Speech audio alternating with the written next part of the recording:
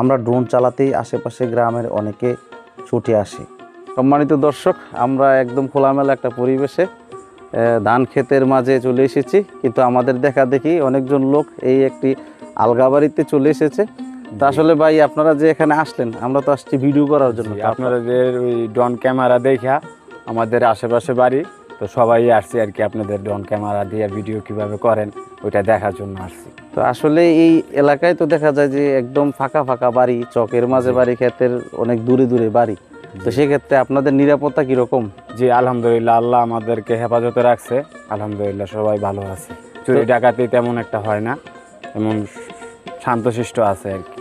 তো একদম খোলামেলা পরিবেশে, যেহেতু একটু দূরে দূরে বাড়ি, কেউ বিপদে পড়লে রাস্তায় যাইতে অনেক সময় লাগে, কেউ অসুস্থ হলেও রাস্তায় যাইতে অনেক ঝামেলা হতে পারে। তো সেক্ষেত্রে একে অপরকে কি সহযোগিতা করছে? জি জি জি, আমাদের যদি এক বাড়িতে সমস্যা হয় আরেকজনটা ডাক দিলে আরেকজনের দৌড়াইয়া যায়। আমরা সবাই মিলামিশা থাকি, সবাই তো মুসলিম মানুষ, আমরা সবাই মিলামিশা থাকি, মানে একে অপরের বিপরীতে ঝাঁপিয়ে পড়ে। জি জি জি।